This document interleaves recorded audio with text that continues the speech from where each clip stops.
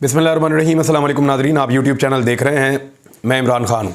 कुछ आम खबरें हैं वो आप तक पहुँचाते हैं। सबसे पहले तो मरीम नवाज़ साहिबा के लतीफ़े ख़त्म ही नहीं हो रहे और जो इंटरव्यू लेने के लिए लोग जा रहे हैं उनके पास भी आदाद शुमार नहीं है कि वो पूछ ही लें कि मरीम नवाज़ साहिबा हाउ इज़ इट पॉसिबल जो बातें आप कर रही हैं। कभी कहती हैं मैं चूल्हे के ऊपर फ्राइंग पैन गर्म करके तो मैं कपड़े इस्त्री करती थी। कभी उल्टे सीधे राइटर्स के नाम लेती हैं और वो नाम भी जो है वो 15 कट लगाने पड़ते हैं, बार बार नाम याद दिलवा कर लेने पड़ते हैं। अब मरीम नवाज़ साहिबा ने इंटरव्यूज़ के अंदर मुख्तलिफ़ किस्म के वो लतीफ़े सुनाती रहती हैं और अजीब अजीब बातें करती रहती हैं। तो यहाँ पे एक उन्होंने नया लतीफ़ा सुना दिया है। मरीम नवाज़ ने कहा कि जो चीफ़ जस्टिस थे आसिफ सईद खोसा साहब, उनके बारे में मरीम नवाज़ ने क्लेम किया कि खोसा साहब ने नवाज शरीफ साहब से एक्सटेंशन मांगी थी। ये मरीम नवाज़ साहिबा ने क्लेम किया। एक तो चीफ जस्टिस ऑफ पाकिस्तान को एक्सटेंशन नहीं दी जा सकती, उसके अंदर कोई ऐसा तरीक़ाकार नहीं है। और चीफ जस्टिस ऑफ पाकिस्तान की तकर्री में भी हुकूमत का कोई ऐसा किरदार होता नहीं है जैसा आर्मी चीफ की तकर्री के अंदर होता है। यानी अगर इमरान खान वज़ीर आज़म है और वो चाहते हैं कि अगला चीफ जस्टिस ये शख्स ना आए या वो शख्स ना आए तो वो नहीं कुछ कर सकते, और अगर वो चाहे कि ये वाला आ जाए तो वो नहीं कुछ कर सकते। तो फिर नवाज शरीफ भी वज़ीर आज़म थे तो उनके पास ये इख्तियार नहीं था। लेकिन एक बहुत अजीबो गरीब जो मरीम नवाज़ साहिबा ने स्टेटमेंट दिया, वहाँ सहाफ़ी ने भी नहीं पूछा और मेरे ख्याल में उनके दिमाग में नहीं आया होगा। हालांकि सहाफ़ी जो है वो उनको नॉर्मली इन चीज़ों का पता होता है। आसिफ सईद खोसा साहब ने जो हलफ लिया था चीफ जस्टिस ऑफ पाकिस्तान का, वो लिया था 18 जनवरी 2019 को। 18 जनवरी 2019 को नवाज शरीफ साहब कहाँ थे, याद है आपको? 18 जनवरी 2019 को नवाज शरीफ साहब कोट लखपत जेल के अंदर बंद थे और ओहदे की मुद्दत ख़त्म होती है जस्टिस खोसा साहब की 21 दिसंबर 2019 को। अब 21 दिसंबर 2019 को नवाज शरीफ साहब कहाँ थे? नवाज शरीफ साहब 19 नवंबर 2019 को पाकिस्तान से निकलकर बरतानिया चले गए क्योंकि वो शदीद बीमार थे उनके बकौल, और उनके प्लेटलेट्स गिरे हुए थे और वो वहाँ जाके इलाज करवा रहे थे।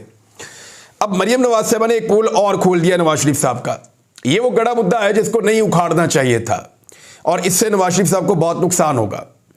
ये खबर बहुत पहले से मार्केट में थी कि नवाज शरीफ साहब जब नैब की हिरासत में थे तो नवाज शरीफ साहब को जानबूझकर डॉक्टर अदनान के थ्रू कुछ ऐसा खिलाया गया दवाइयों के साथ जिससे नवाज शरीफ साहब के प्लेटलेट्स गिर गए, और ये कहानी बड़ी मशहूर हो चुकी थी और ये पता था कि नवाज शरीफ साहब के आर्टिफिशियली प्लेटलेट्स गिराए गए हैं और उनको मैनेज करके रखा गया है और इसके बाद जब चाहेंगे तो उनको वापस भी ऊपर लाया जा सकता है।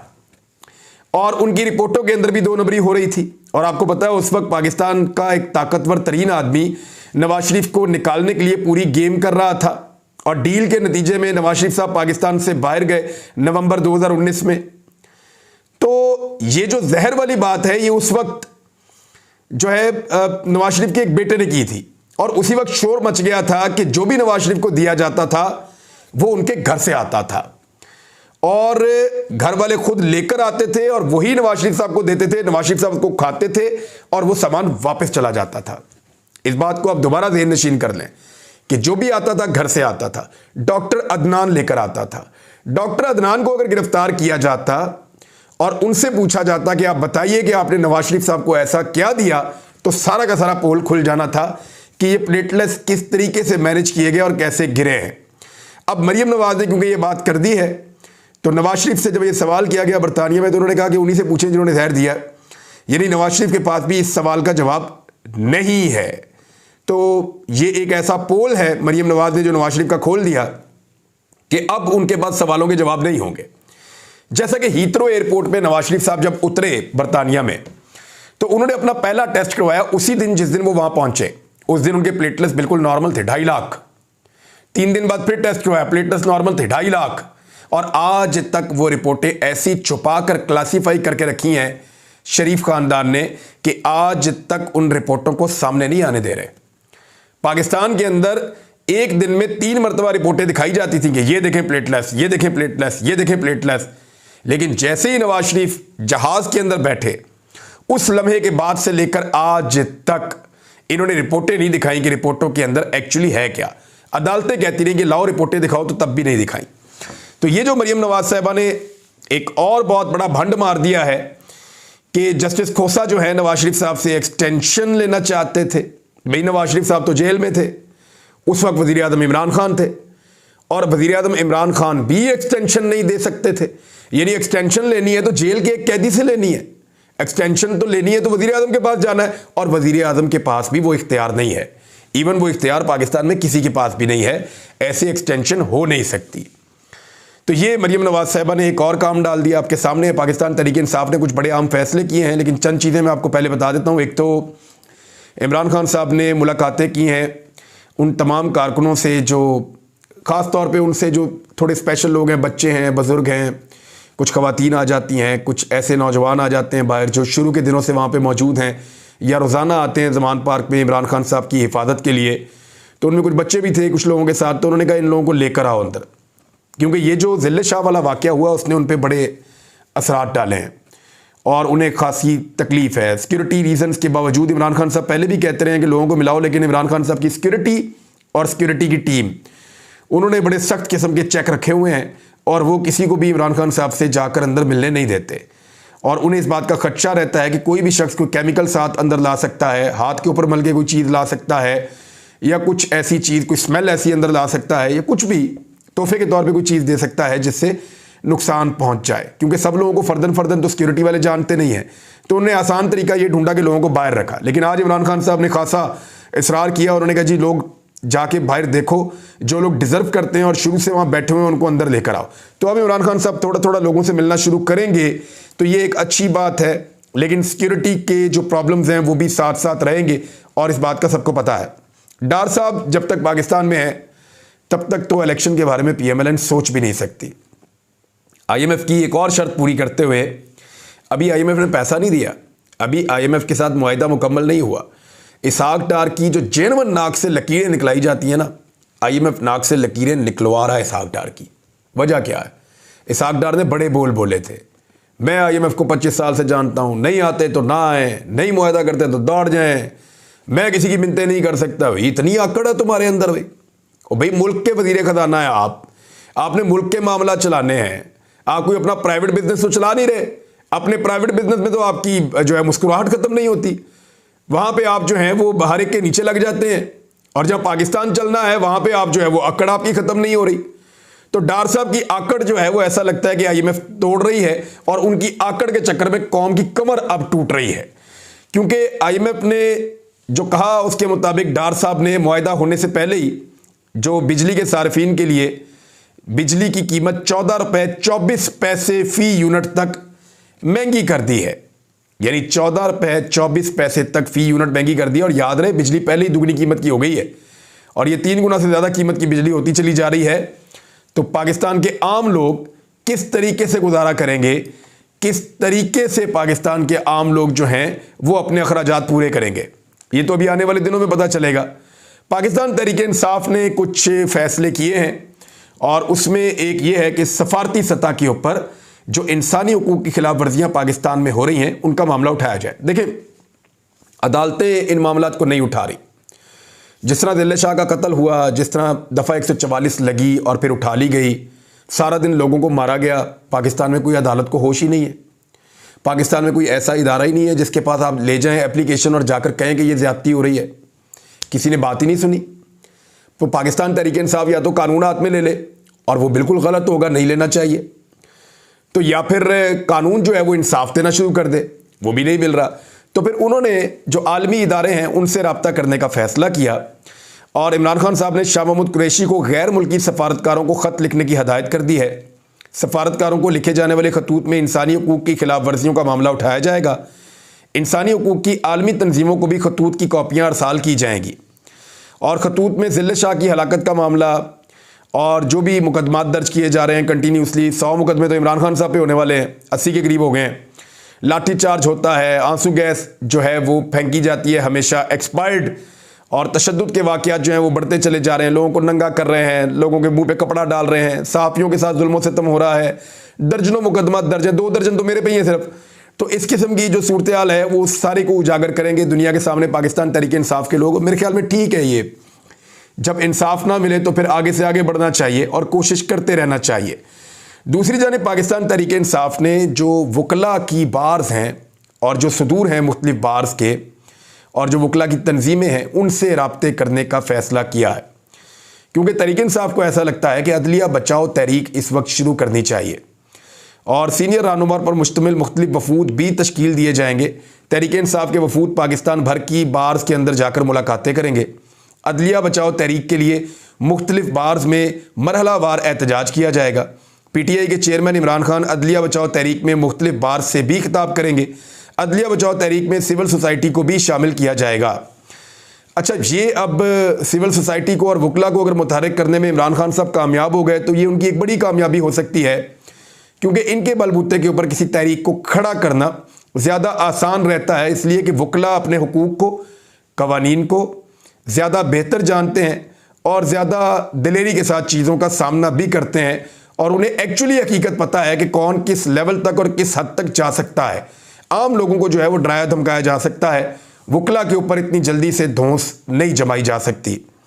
दूसरी जानिब इमरान खान साहब ने कहा है कि कारकुन की हलाकत और दौरान हिरासत तशद्दुद पर अदलिया कब हरकत में आएगी। अब एक और भी खबर आ रही है और वो ये आ रही है कि PNN का रिपोर्टर ज़ुहैब, अगर वो ये फुटेज ना बनाता तो आज इमरान खान साहब के ऊपर अलग से ये एक कत्ल का मुकदमा दर्ज किया जाता। और मुबैना तौर पे मुझे एक साहब ने फ़ोन करके ये चीज़ बताई। उन्होंने कहा कि ज़िल्ले शाह जब गिरफ़्तार हो गया था तो उस वक्त ये फ़ैसला किया गया कि पाकिस्तान तहरीक इंसाफ के एक कारकुन को मार दिया जाए और उसको पाकिस्तान तहरीक इंसाफ की क़यादत पर डाल दिया जाए और कत्ल का एक ऐसा मुकदमा दर्ज किया जाए जिसके नतीजे में इमरान खान साहब को लंबे अरसे तक अंदर रखा जा सके।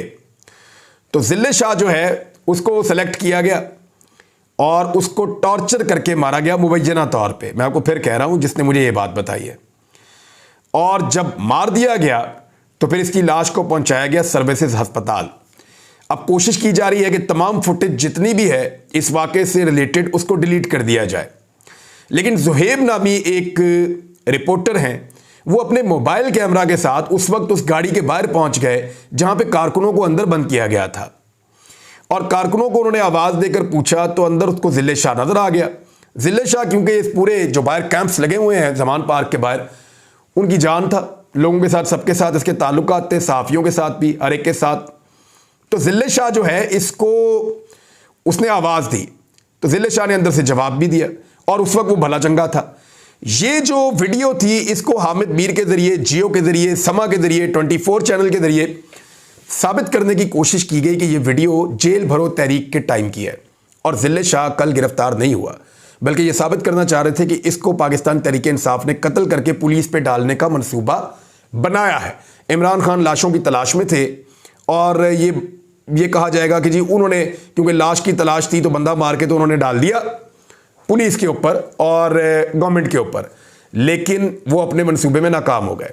इसीलिए कहते हैं ना, एक मंसूबा इंसान बनाता है और एक मंसूबा अल्लाह रब्बुल इज़्ज़त बनाते हैं और अल्लाह रब्बुल इज़्ज़त के मंसूबे के सामने किसी का मंसूबा नहीं चलता। तो हुआ ये कि वो वीडियो बन गई और वो वीडियो वायरल हो गई और वो वीडियो के सारे सबूत इस वक्त मौजूद हैं। अब गवर्नमेंट को ये उल्टा पड़ गया कि भाई बंदा तो मर गया है तो अब हम करें क्या, तो उन्होंने फौरी तौर पे उसको एक्सीडेंट डिक्लेयर कर दिया। लेकिन एक्सीडेंट के अंदर इस नौयत की जिस्म के आगे और पीछे दोनों तरफ, ऊपर और नीचे हर तरफ 26 चोटें नहीं लग सकती, मुमकिन नहीं है, हमने कभी कोई ऐसा एक्सीडेंट नहीं देखा। और ज़िले शाह हिरासत में था, एक ऐसा आदमी जिसको गिरफ्तार किया गया था वो कैसे किसी और जगह पे चला गया और वहां पे उसका एक्सीडेंट हो गया? How is it possible? ये मुमकिन नहीं है। और जो बाकी लोग थे वो कहां पहुंचे थे और उनके ऊपर कहां टॉर्चर किया गया था और जो 7 गिरफ्तार किए गए थे, ये पूरी इन्वेस्टिगेशन मांगता है मामला। इस पर एक जुडिशियल इंक्वायरी होनी चाहिए। साजिश जो है वो बेनकाब हो चुकी है, लेकिन ताकत जो है वो अपना काम दिखा रही है और ज़िले शाह के वालिद ने कहा है कि वो कोई कार्रवाई नहीं चाहते। अब आपको अंदाज़ा है कि जब कोई ऐसा कहे और उसके सामने 2 चैनल्स के माइक हों, एक जियो टीवी और एक 24 चैनल, तो आपको आइडिया हो जाना चाहिए कि एक्चुअली इसके पीछे खेल क्या है। इमरान खान साहब ने कहा कि हुकूमत के क्रैकडाउन का मकसद इलेक्शन से फरार हासिल करना था, और साथ ही साथ उन्होंने कहा कि टैक्स पेयर के पैसे से मरीम नवाज की मुहिम चलाई जा रही है और मुझे इलेक्शन कैंपेन चलाने से रोका जा रहा है। और साथ ही उन्होंने कहा कि इनका मकसद था कि क्रैकडाउन का मकसद लाशें गिराना और उन्हें उठाकर बलूचिस्तान ले जाना था, इमरान खान को उठाकर। वो वैशी जिन्होंने तशद्दुद से हमारे ज़िले शाह की जान ली दरिंदों से भी बदतर हैं। इमरान खान ने कहा कि शहीद सहाफ़ी अरशद शरीफ का क्या कसूर था, पूरी कौम जानती है कि वो राह हक पर था, कोई इसको ख़रीद नहीं सकता था। इस तरह के सहाफ़ी के साथ ऐसा सलूक किया गया। और साथ ही साथ इमरान खान साहब ने कहा नफ्सियाती तौर पर मजहूल और दिमागी खलल के शिकार एक शख्स की निगरानी में आज़म सवाती, शहबाज गिल और बहुत से सियासी कारकुनान को ज़ेर हिरासत तशद्दुद का निशाना बनाया गया। दौरान हिरासत तशद्दुद की इस रस्म बद के खात्मे के लिए हमारी अदलिया कब हरकत में आएगी? यानी आइन से मुतसादम है ना ये चीज़ें। तो इमरान खान साहब ने सवाल ठीक किया है, लेकिन दूसरी जानिब राना सनाउल्लाह साहब कह रहे हैं कि इमरान खान साहब को ज़रूर पकड़ेंगे, उनके शौक ही पूरे नहीं हो रहे। तो मेरे ख्याल में पाकिस्तान की मईशत की तरफ तवज्जो दें, पाकिस्तान की सिक्योरिटी की तरफ तवज्जो दें और सिक्योरिटी के बहाने इलेक्शन डिले करने की कोशिश ना करें, क्योंकि पिछले वीलॉग में मैंने सिक्योरिटी मामले का पूरा पोल खोल दिया है। अगर आपने नहीं देखा तो पहले वाला वीलॉग ज़रूर देखिएगा, आपको आइडिया हो जाएगा कि पाकिस्तान के सिक्योरिटी फोर्सेस कैसे झूठ बोल के इलेक्शन को रोकना चाहते हैं। अब तक के लिए इतना ही, अपना ख्याल रखिएगा, अपने इस चैनल का भी। अल्लाह हाफ़िज़।